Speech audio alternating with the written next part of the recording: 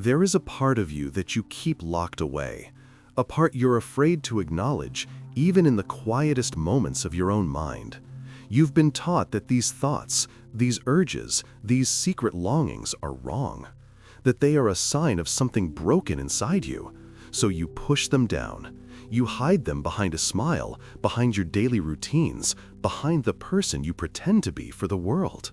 But what if I told you that this hidden part, this so-called darkness, is not your enemy? What if it holds the key to understanding why you feel so trapped, so unfulfilled, so strangely guilty, even when you've done nothing wrong? Today, we are not going to judge these desires. We are going to listen to them. We are going to explore the quiet truth that your deepest, most forbidden wishes are not a monster to be caged, but a message from the deepest parts of who you are. A message that, if you dare to hear it, can finally set you free from the endless cycle of shame and self-denial. This is about what happens when you stop fighting the shadow within and finally begin to understand it.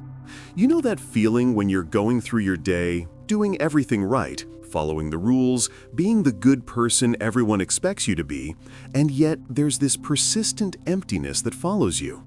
That quiet voice that whispers, there should be more. You might find yourself suddenly irritated by small things, snapping at people you care about, or feeling this vague resentment toward those who seem to be living more freely than you. Or perhaps you notice these strange fantasies that pop into your mind at unexpected moments, thoughts that shock you, that make you question what kind of person you really are. You quickly push them away, telling yourself that's not you, that you're better than those thoughts. This is where most people stop. They assume these thoughts are the problem. But what if the problem isn't having these thoughts, but rather what happens when we refuse to acknowledge them? What if your irritation, your sudden anger, your feeling of being trapped in your own life, what if these aren't random emotional glitches, but signals from a part of you that's been silenced for too long? We learn to call certain desires dark, unacceptable, wrong. But we rarely stop to ask who decided this, or why we continue to carry these judgments long after we've forgotten where we first learned them. The tension you feel isn't between good and evil within you. It's between what you've been taught to be and what you genuinely are. Let's go back, not to last week or last year, but further, to a time when your understanding of the world was being formed not by logic, but by feeling. A time when a single look, a sharp word, or a moment of withheld affection could feel like the end of the world. This is where the story of your desires truly begins. It wasn't a choice you made. It was a survival mechanism you built. As a child, your primary need was for love and safety. You were a small creature dependent on the giants around you for everything. And you learned, with incredible speed, what pleased them and what made them withdraw.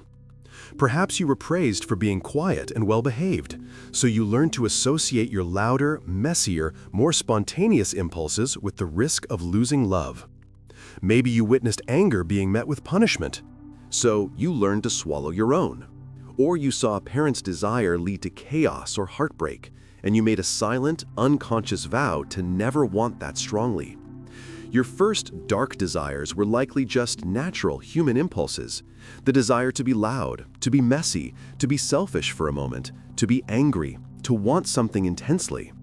But when these natural feelings were met with disapproval, fear, or punishment, they didn't just go away.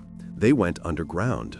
They were exiled to a hidden room in your mind, a place Freud called the unconscious. There, in the dark, they didn't die. They grew. They twisted and transformed, taking on a life of their own. The simple desire for attention became a desperate need for validation. The natural feeling of anger became a deep-seated resentment that leaks out at harmless targets. The healthy impulse for pleasure became a source of immense guilt and shame. The original, innocent wish was labeled bad, and so a part of you was labeled bad along with it. You weren't born feeling guilty for your thoughts. You were taught to. You learned to police yourself long before anyone else had to. You built the prison, and you became your own most diligent jailer, all to secure the love you needed to survive. And the truly heartbreaking part is that you were probably so successful at it that the people who taught you those lessons would be shocked to see the internal war you still fight today. They have no idea of the silent, daily effort it takes to keep that hidden part of you locked away. You did it so well that you even forgot what you were originally hiding. All that remains is the shadow, the guilt, and the vague, persistent feeling that something is fundamentally wrong with you. And so you carry this invisible weight. You go through your days performing a version of yourself that feels safe, that feels acceptable. You smile when you're supposed to smile. You achieve what you're supposed to achieve. You love in the ways you're supposed to love. But underneath this polished surface, the exiled parts of you are not silent. They are starving. And a starving part of the self will find ways to be fed, even if it means creating chaos to get what it needs. This is the emotional collapse. This is the price of the repression you learned so long ago. You might notice it in the patterns that repeat, no matter how hard you try to break them. You find yourself in relationships with people who are emotionally distant, recreating the same childhood dynamic where you had to work desperately for crumbs of affection. Or you achieve a long-sought goal and feel nothing but a hollow emptiness, because the achievement was for the good you, not the whole you. You have sudden, inexplicable outbursts of anger over trivial things, because the anger you've stored for years has to go somewhere. You feel intense anxiety in moments of calm, because when you stop moving, the silence allows the whispers from the locked room to become audible. You engage in small, self-sabotaging behaviors, procrastination, picking fights, indulging in secret shame that seem to make no sense. But they make perfect sense. They are the unconscious staging a rebellion.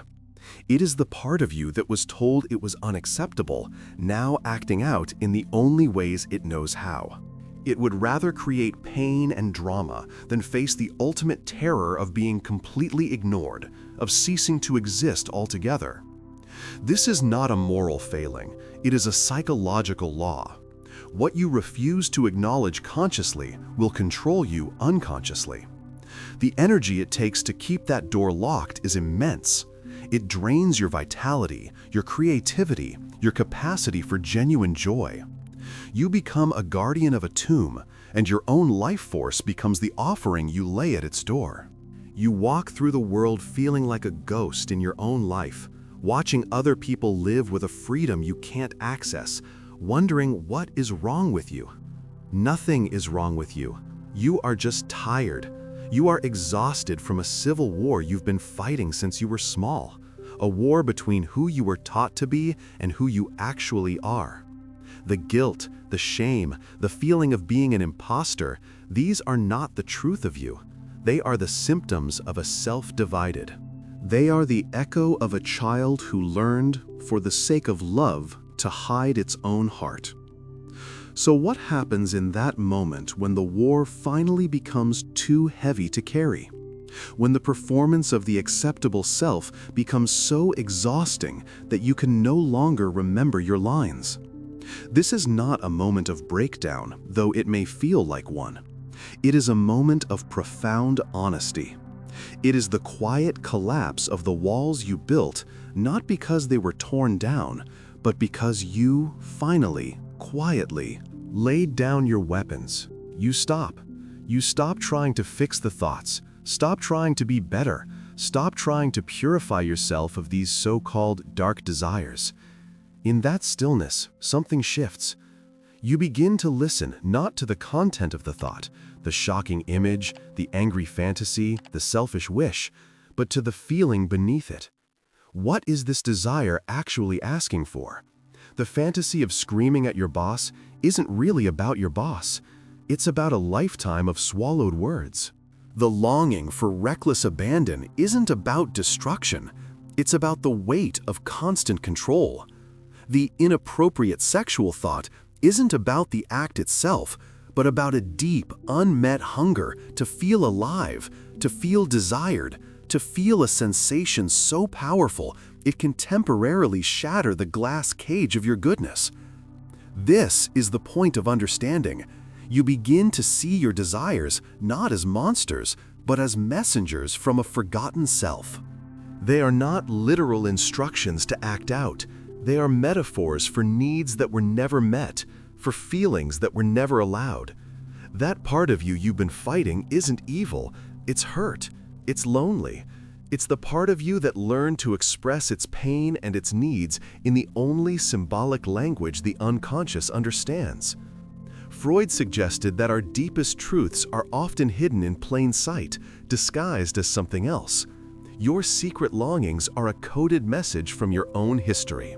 When you feel a surge of jealousy, it might be the child who felt overlooked, finally screaming to be seen.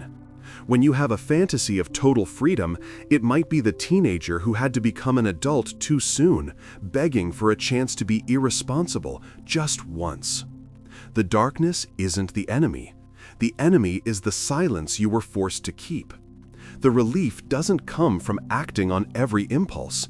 It comes from no longer having to hate yourself for having them. It comes from the simple, I am not broken. I am human. The guilt begins to dissolve not because you've been absolved, but because you finally understand its origin. You were made to feel guilty for being human. You were taught that to be loved, you had to be less than you are. And you, in your infinite childhood wisdom, agreed to the terms. You signed a contract to disown parts of yourself in exchange for safety. Understanding is realizing that contract is void. You are no longer that helpless child. The love you need now is your own. So I want to ask you, in the quiet of your own mind, with no one here to judge, what is the one desire you are most afraid of? Not the surface thought, but the feeling underneath it. What is it truly asking for? If this quiet truth found a home in you today, if it made you feel just a little less alone in your own mind, then perhaps this is a space you'd like to return to. If so, we would be glad to have you here. And so you sit with it, not fighting, not analyzing, not trying to change it into something more presentable. You simply let the desire exist, like a strange animal you found in your own house, and instead of chasing it out with a broom, you just watch it. You notice the shape of it, the texture. You notice the fear it triggers in you, and you notice the longing underneath the fear. This is not an act of surrender to chaos. It is an act of reclaiming your wholeness. The moment you stop treating a part of yourself as an intruder, the civil war within you loses its fuel. The energy you spent on guarding that locked door, on maintaining the performance, slowly begins to return to you. It feels like coming home to a house you were always told was haunted, only to discover it was just empty, and the ghosts were the echoes of your own footsteps. The desire itself may not vanish, the fantasy, the impulse, the shadow may still visit, but its power over you changes. It is no longer a terrifying monster controlling you from the cellar of your mind. It becomes just a part of the landscape of you, a strange tree, a rocky outcrop, a quiet pool of water that reflects a part of the sky you don't often see. You realize that integration is not about becoming a perfectly moral, conflict-free person. It is about developing the capacity to hold all of your contradictions without them tearing you apart. You can be kind and have cruel thoughts. You can be responsible and deeply crave irresponsibility. You can be loyal and fantasize about freedom. This is not hypocrisy. This is the full, messy human spectrum. Freud's great insight was not that we are beasts in need of taming, but that we are complex creatures whose attempts to tame ourselves often cause the very suffering we seek to avoid. When you accept the so-called darkness, you are not inviting chaos. You are ending a war. And in the ceasefire, a profound quiet emerges. In that quiet, you can finally hear the most important voice, not the voice of the desire, not the voice of the critic, but the voice of the one who has been listening to them both all along. The you that is neither good nor bad, but simply aware. The you that can finally say, without shame, this, too, is part of me. And now, I want you to pause this video for a moment. Just let the words settle. I want you to ask yourself, not with judgment, what is the one story you keep telling yourself about who you are supposed to be? What is the one rule you have never dared to question? The one desire you have always been most afraid to name, even in the privacy of your own thoughts?